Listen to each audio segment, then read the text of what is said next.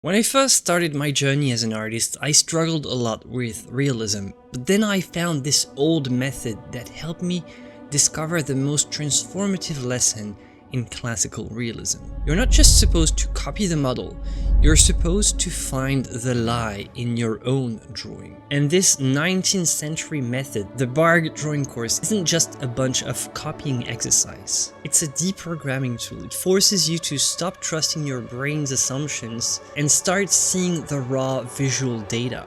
In this video, I'm going to show you how you can use the mindset behind the Barg course to stop drawing what you think you know and start actually drawing what you see.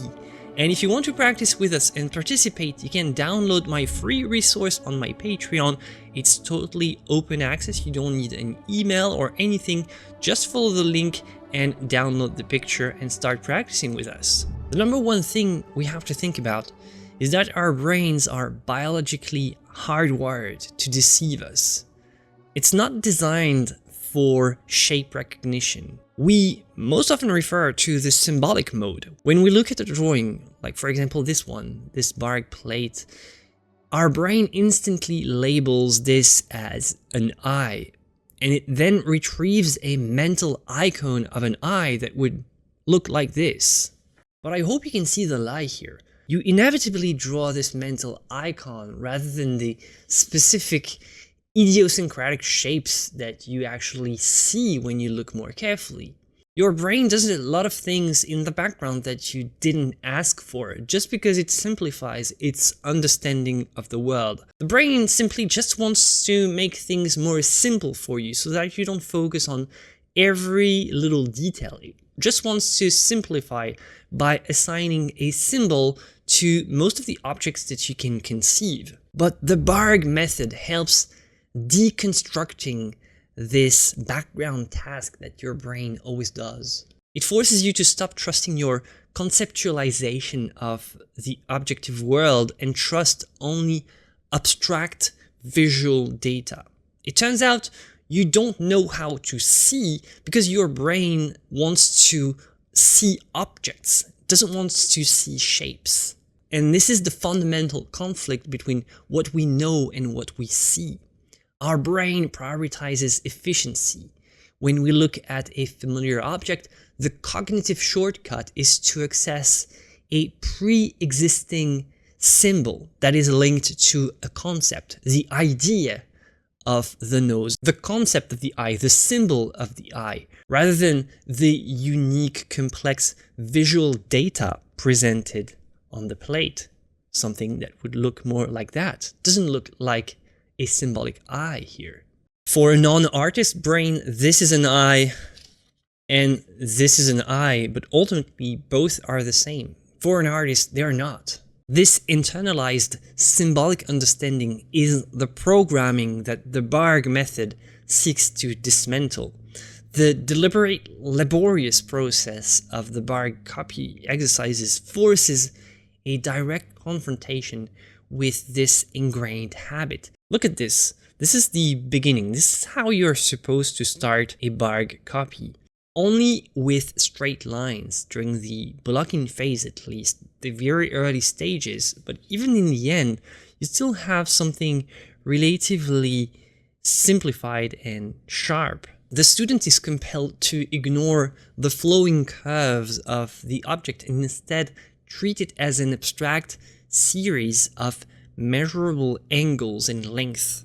By showing us this, Barg tries to teach us that you're not actually trying to draw an eye, you're just trying to represent a shape that has a certain vertical alignment, that has a certain distance with another shape, and you want to note the distance from, let's say, this point to this point, and then this point and some other points. So this is not a forehead, this is not an eye, and this is not a nose. This conversion of a meaningful object into purely abstract visual data, angles, length, shapes, is this deprogramming mechanism. By persistently forcing the eye and the hand to correlate with the unwielding truth of the reference, the student gradually develops the ability to hold two thoughts simultaneously: the knowledge of what the object is and the objective moment-to-moment perception of what it looks like in a specific light, specific angle with specific measurements. This creates a state of visual integrity where the artist's hand is no longer guided by a preconceived notion, but by the precise, measurable reality on the paper. The heightened sensitivity, this trust in the abstract data over the symbolic meaning, is the true legacy of the Bargue training course. With this mindset, every line you put down is not a drawing meant to be kept, it's a hypothesis meant to be tested. The standard approach is, okay, I'm going to draw this line carefully and hope that it's right. But with Bargue, the approach is more to try to find the lie. I will place a line here, and now I'll actively try to prove that it is wrong somewhat. You become some sort of a scientist, and you use methodical skepticism. You assume that your drawing is flawed until proven otherwise. And it's not an exercise in negative self-criticism, but the cornerstone of achieving high-level realism.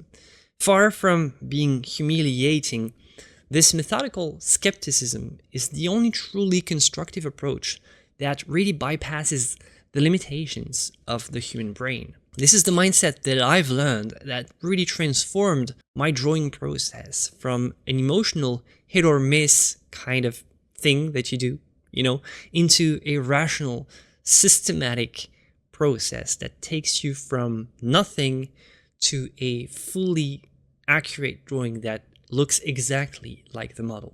The core of the mindset is to place a line, place a mark, do something, and then try to disprove it. Never trust your first judgment. It's like a scientist with a hypothesis. They try to disprove it, because if it can withstand rigorous attempts at falsification, then it shows you that it is actually much closer to the truth. It's funny how we think of the scientific process as trying to prove that hypotheses are true, but in fact, they are trying to disprove them and prove that they are wrong. They are trying to make the best case against them so that if they can still hold on, it means that they're really strong and that they are very, very close from being accurate.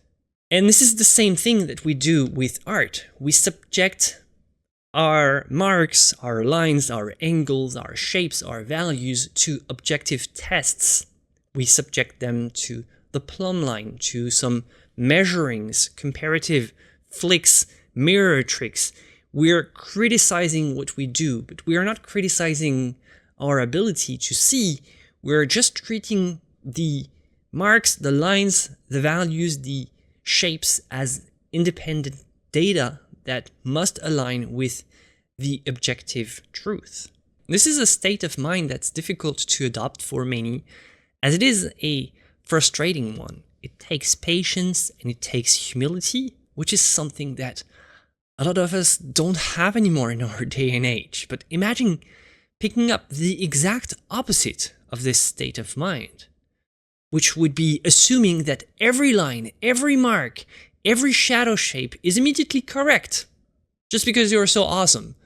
No one believes that this would produce realistic results, because the eye is simply not a copy machine, and making mistakes is inevitable.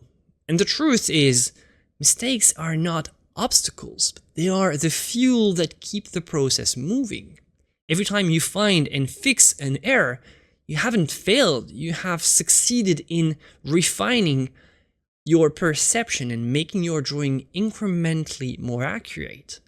Realism requires the conquest of subjective bias. The scientist uses instruments to remove human error. The Bargue students uses tools like the plumb line, comparative measurement methods for the exact same reason. This rigorous step-by-step process is the only way to escape the subjective bias of your hand and brain. Without this kind of methodical skepticism, The student is doomed to perpetually draw based on memory and expectation and kind of guesswork, producing results that are always kind of, close enough, but never truly convincing. So it's true that there is some kind of frustration at first when doing barg drawings, but the frustration is merely the resistance of the subjective, trying to be forced into objective discipline. Enduring this frustration is precisely what can help you develop the visual acuity necessary to achieve the demanding accuracy of great realism. The philosophy behind the barg plates and classical drawing in general requires a difficult emotional shift. You must detach your ego from the marks on the paper and reject the beautiful lie. When a student spends 4 hours meticulously rendering a shadow, achieving a beautiful blend of values and soft edges, only to discover later that the foundational angle of the cheek was wrong all along, then they face a crucial decision. A lazy artist would just try to justify it by saying, it's close enough, or I can fudge the value to make it look right. But this choice sacrifices the objective truth of the likeness and the realism, building what I call a beautiful lie. This is an act of intellect dishonesty, and trust me, it will show up in the end. On the other hand, the true artist will change it up, erase the error, no matter how late, no matter how much of a painful loss it is, no matter how much effort it will take. It's a profound investment in the integrity of the finished piece. But the final result has to be objectively accurate. And don't worry, if you do a lot of this, you'll see an evolution. If you practice a lot, the need for radical late-stage correction diminishes significantly. It's an evolution from beginner to professional. The beginner makes large, gross errors in the initial blocking and keeps them for a long time, leading to hours of wasted rendering time and corrections that are really painful. The sheer scale of the initial lie that has been kind of accepted or just not seen will probably lead to a painful correction down the line. The professional, however, is not a flawless drawing machine. They still make mistakes. The difference is that their training has conditioned them to find those mistakes immediately and effortlessly. When a professional places a line, they simultaneously check it against the plumb line, the adjacent negative space, spotting the 2mm error before their hand moves on to the next mark. So they fix the lie at the moment that they can spot it, making the correction feel like a natural, instantaneous part of the drawing.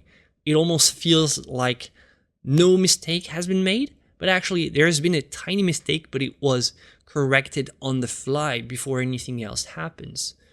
Whereas the beginner would just keep the mistake, keep the lie, allow the line to become some sort of a fake truth, and build things on top of this lie. It's like building a cathedral on a pillar of sand. Psychological lesson imparted by the barg course is the absolute rejection of excuses. The barg plate is an objective, unchanging, perfect reference. If your drawing doesn't match it, the error lies only in your perception, in something you did. There is no ambiguity. So you're not trying to seek external validation or internal justification. You just look at your model and look at your drawing. If it doesn't look exactly the same, then it means that you have done something wrong. And you might be tempted to say, yeah, but my lighting was bad, or my pencil was not sharp enough, or it's close enough, it's fine. Well, if you're doing that, you're resisting the best thing that this training does. The barg method teaches the students the artistic merits of discipline by constantly forcing them to confront the difference between what they did and what should have been done.